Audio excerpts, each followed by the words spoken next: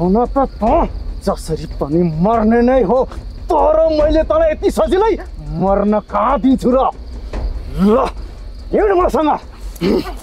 आमा मेरो मम्मी खै आउनु भएको नानी। आउनुहुन्छ नानी, तिम्रो मम्मी तिमीलाई नयाँ नाना लिन जानु भएको छ। तँलाई यसरी मार्छु त्यो कुरो तेरो आत्माले पनि थाहा नपाओस्।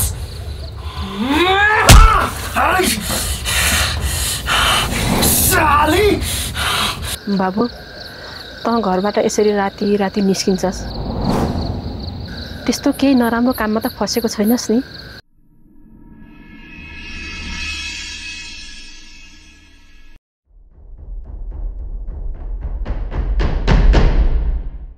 सानो मुखे हजुर। भन चम्चे। मुखेबाले भन्नुभएको टिकटले केही खाए अरे त? छैन, केही खाए कि छैन।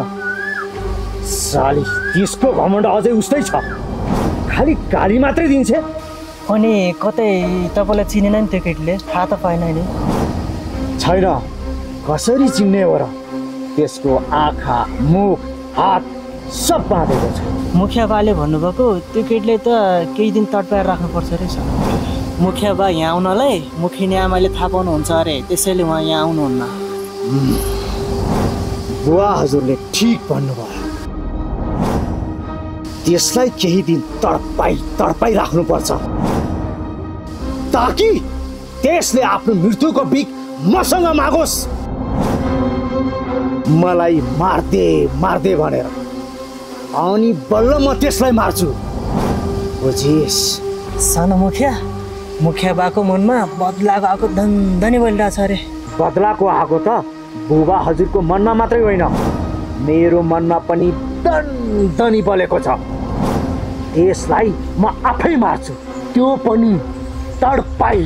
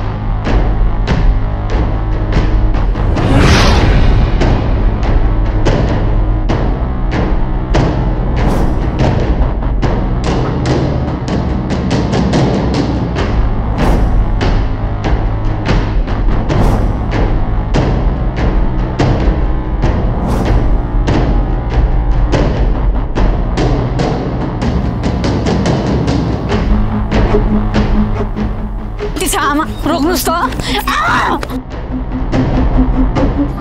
बौलाइस् कि क्या हो देवी? किन यसरी बाटो खुकुरी लिएर मान्छे काट्न हिँडेकी? त होसमा त छस्? म बौलाएँ म बौलाइ नै सके। मेरो छोरी कहाँ छ? खुरुक्क निकाल। होइन, तिमीहरू परिवारै बौलाएको हो कि क्या हो? बुहारी हराउँदा पनि हामीलाई दोष, छोरी हराउँदा पनि हामीलाई दोष। धन्न पोइ हराउँदा हामीलाई दोष लाग्ने छैन। मुखिनी आमा, नानीको खटपट हजुरहरूसँग थियो, त्यही भएर आमाले हजुरहरूलाई नै भन्नुभएको हो। यिनीहरू उन मेरो छोरी गायब गर्ने। मेरो छोरी निकाल्छौ कि यही खुकुरले काटेर टुक्रा टुक्रा पारिदिउँ। ओइ, मुख सम्हालेर बोल। त कोसँग बोल्दैछिस् थाहा छ तँलाई? तेरो बोल्ने शैली यो मुखिनीलाई मन परेन। तैँले खुकुरी हानुन्जेल मैले गर्दन थापेर बसुला होइन त? तँलाई चोथाले कहीँ नभयो कि?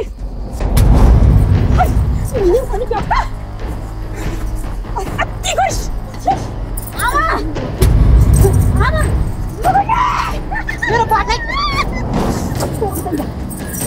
मेरो बाटै छिन्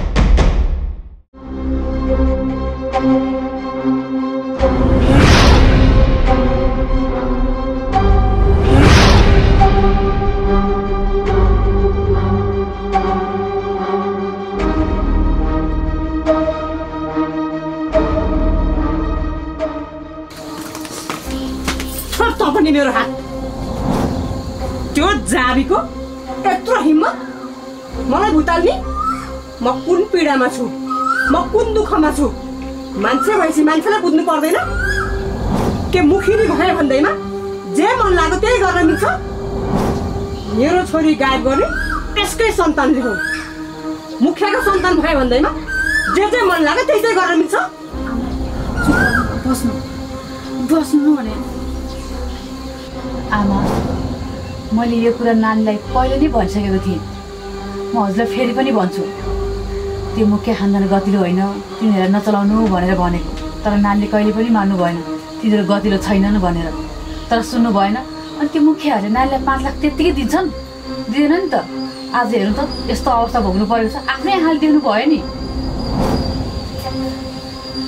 ए भनेपछि अहिले पनि मेरो छोरा नराम्रो देख्नु घरकै मान्छेले नबुझेपछि अरूले कहाँ बुझ्छ मेरो छोरालाई पटक नराम्रो देख्ने घरको मान्छे त बुझ्नु पर्छ नि हामीलाई नराम्रो देख्ने जहिले पनि हाम्रै नै नराम्रो हाम्रै कमजोर देख्छ छैन फेरि पनि यस्तै कुरा गरेर मेरो दिमाग चाट्नु तैँलाई खुकुरी हानिदिन्छु म के थाहा त त्यो मुखियाले यस्तो गर्छ भनेर घरको कुरा त घरको मान्छेले बुझ्नुपर्छ नि के तैँले मेरो छोरी छैन डराउँथ्यो भने सोचिस् मलाई म कहिले पनि डराउँदिनँ आमा मैले जस्तो भन्न खोजेको होइन पीर त हामी सबैलाई परेको छ पहिले नै विचार पुरा भए यस्तो दिन आउँदैन थियो भन्न मात्र खोजेको मैले यदि हजुरलाई यो गाउँमा कोही माथि शङ्का लाग्यो भए भन्नुहोस् क्यारे यदि नानी कतै जानु भएको भए केही भएको भए खबर त आइहाल्थ्यो नि फेरि नानी आफै कतै जानु भएको भएदेखि हजुरलाई त भनिहाल्नुहुन्थ्यो होला नि न कतै त्यो गुन्डाहरूको काम त होइन आमा हुन पनि सक्छ कसैको भर छैन हाम्रो घरमा छोरा मान्छे छैनन् हाम्रो लागि लड्दिनलाई त्यसैले हामीलाई सबैले हेप्न थाले आमा छोरी हराउनु भएको छ भनेर नानीको श्रीमानलाई भन्नु पाएको भए हुन्थ्यो कमसेकम छोरी त हेर्नुहुन्थ्यो होला अनि हामीलाई नानीलाई खोज्न सहयोग पनि गर्नुहुन्थ्यो आमा अब हजुर आफै भन्नु न भान्जी नानीलाई हेर्नु त बाउ आमा नभए कि टुरी जस्तै भएर बस्नु भएको छ न खाना खानुहुन्छ न सुत्नुहुन्छ मम्मी बाबा चाहियो भनेर कति झगडा गर्नुहुन्छ अब हामीले कहाँबाट खोजेर ल्याउनु हजुर आफै भन्नु त मेरो मन त कटक्क खान्छ मेरो बाबु पनि सानो छ अनि नानीको श्रीमान आउनु भयो भने त हामीले अलिकति भए पनि आँट भरोसा हुन्छ नि आमा खबर गरौँ न है हाम्रो घरमा छोरा मान्छे पनि कोही हुनुहुन्न बाबु आउनु भयो भने त धेरै फरक पर्छ छोरा मान्छे भएको नभएकोमा कति फरक पर्छ हजुर आफै भन्नु त तँले ठिकै भनिस् भन्नुपर्छ क्या हो है हामी एक्लैले त कहाँ कहाँ खोज्यौँ के गरेनौँ तर कहीँ पत्ता लागेन। परेको बेला गदालाई नि बाउ बनाउनु पर्छ अरे। हाम्रो पनि हालत यस्तै भयो त के गर्नु।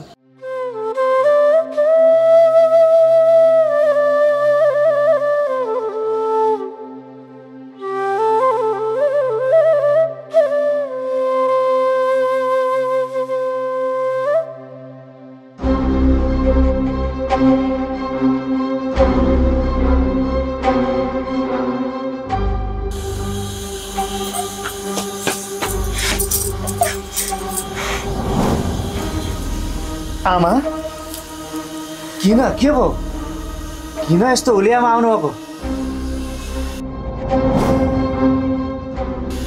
बोल्नु न किन नबोल्नु त्यो बक्सीको अनुहार परेकी नकचरीले यस्तो हालत बनायो कि मलाई। त्यसकी छोरी चम्पालाई हामीले गायब गर्यौँ रे। खुकुरी लिएर बाटबाटै दौडेकी थिए मलाई काट्नलाई। काट्न नपाएपछि मलाई भूत लागेर यस्तो हालत बनाई। होइन आमा यिनीहरूको सन्तान बहुलायो कि क्या हो जे गर्दा पनि हामीलाई नै दोष लगाउँछ नि त। कति न गाउँलेहरूले मान्ने गन्ने गरेको मुखियाको बुढी रे म। देखिस् तेरी आमालाई केही न केहीको झारपात काहीँ नभएकी त्यो देवी भनौदिले मलाई भूतलाई। तेरा बाउ पनि आजभोलि गाउँतिर निकै बिजी हुन लागेका छन्। घरमा के भइरहेको छ कसो भइरहेको छ मतलबै छैन। म छु त आमा बुवाले आफ्नो काम गर्न दिनु यिनीहरूले त अति पो गर्न थाले त। घरमा यत्रो घटना घटिरहेको छ तेरा बाउलाई केही मतलब छैन। गाउँका केही न केहीका झारपातहरूले श्रीमतीलाई यसरी भूत लगाइरहेका छन्। तेरा बाउलाई खै मतलब भएको। आमा यो कुरा सम्झेर नबस्नुहोस् अब यिनीहरूको सन्तानलाई कसरी ठिक पार्नुपर्छ मलाई थाहा छ। मलाई पनि रिस उठायो अब त। मेरी आमालाई त्यस्तो तल्लो स्तरको आइमाईले हात लगाउने यो त अति भयो आमा। ठिक छ बालाई आफ्नो काम गर्न दिनुहोस् म यिनीहरूलाई त लगाएर छोड्छु।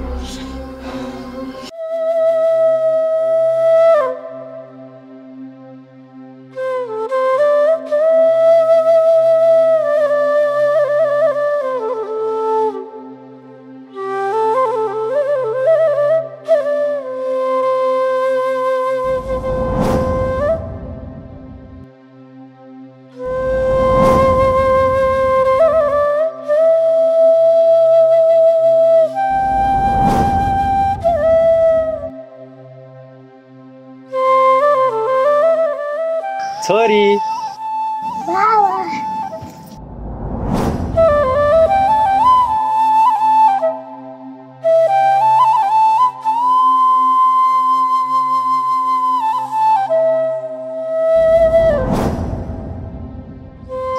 भाउजू मलाई एक्कासी फोन गरेर बोलाउनु भयो के भयो? फेरि हजुरहरू निराश देखिनुहुन्छ। खै बाबु कसरी भनौँ के भनौँ यहाँ त धेरै गडबड भएको छ। के गडबड भएर भाउजू के भयो भन्नु त? जैसा चम्पा हराएकी छि। राति टोइलेट जान्छु भनेर निस्के कि अहिलेसम्म फर्केकी छैन। कहाँ गई बेपत्ता छ। जैसा हामीले ओल्लो गाउँ पल्लो गाउँ भए भरका 4 गाउँ चारिसक्यौँ तर अहिलेसम्म पत्ता लागेको छैन। यो कुरा मलाई पहिले भन्नु पर्दैन किन नभन्नु भएको? हजुरहरू सबैजना घमण्डी हुनुहुन्छ। आफ्नो घमण्डले आफैलाई खान्छ। कसरी चाहिँ गायब हुन्छ एक्कासी? अस्ति 5 लाख रुपैयाँ आउँदैछ भन्दै थियो। अब यत्रो रकम कहाँबाट आउँदै थियो कुन्नी? फेरि यो सब किन चाहियो जैसा?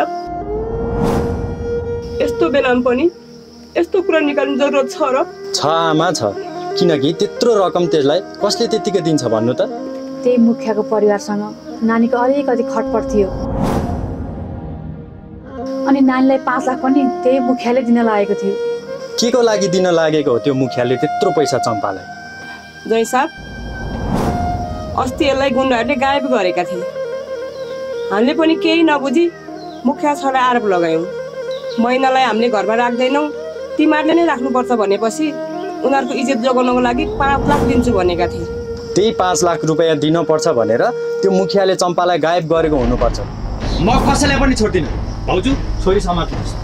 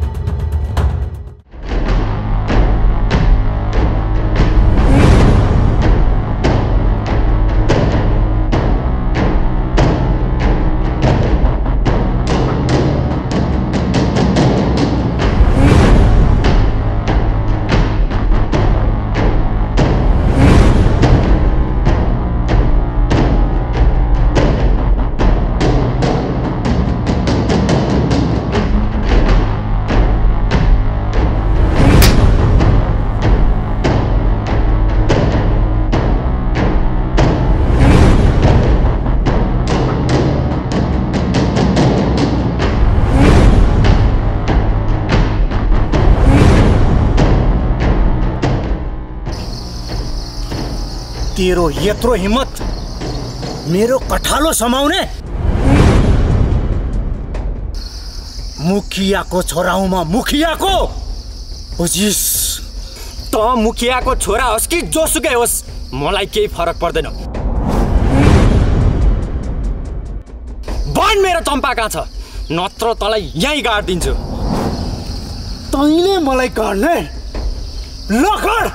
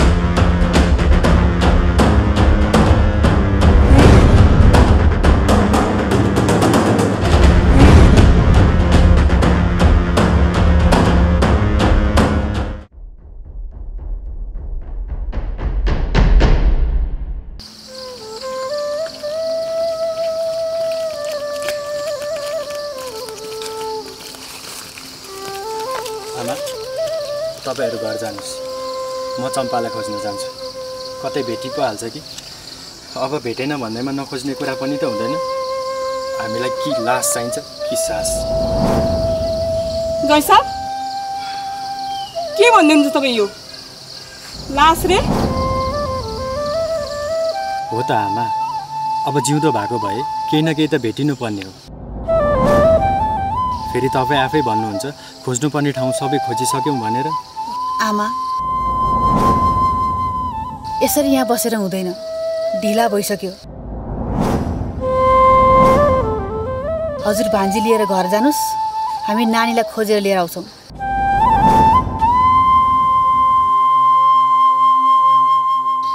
नातिनी आऊ हामी घर जाउँ। जाऊ त तिमीहरू, म चाहिँ घर जान्छु। जतासुकै बुझ है। जा।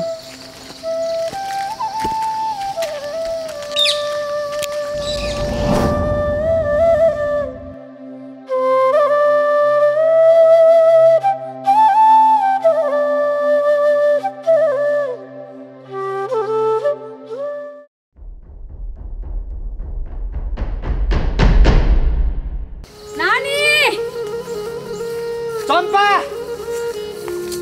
कहाँ होला त? नानी! चम्पा! नानी! नानी! चम्पा! नानी! चम्पा!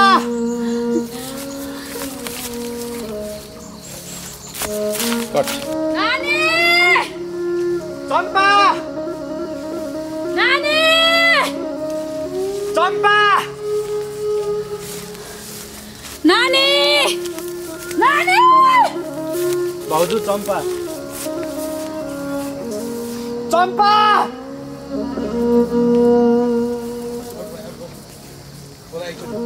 चम्पा! नानी! कहाँ खोज्ने होला? भाउजू आखिर मेरी चम्पा कहाँ गइनु होला त? मलाई त डर लागिरहेछ भाउजू। कतै मेरो चम्पालाई तलमाथि केही त भएन? होइन। चम्पा!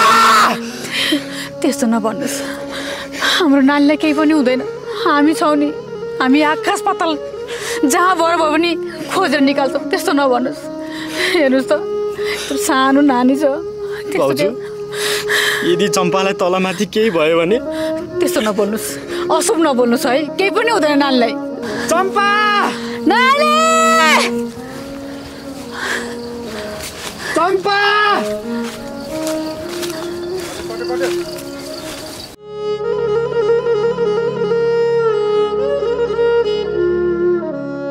भाउजू एकछिन कतै बसौँ न, म त नानी बोक्दा बोक्दा कस्तो थाकेँ।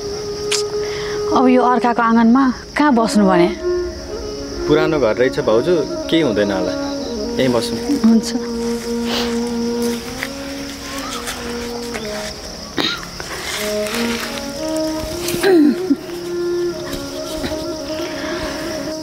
बाबा म त मम्मी जाने, मम्मी खोइ। सानो हजुरको मम्मी छिट्टै आउनुहुन्छ।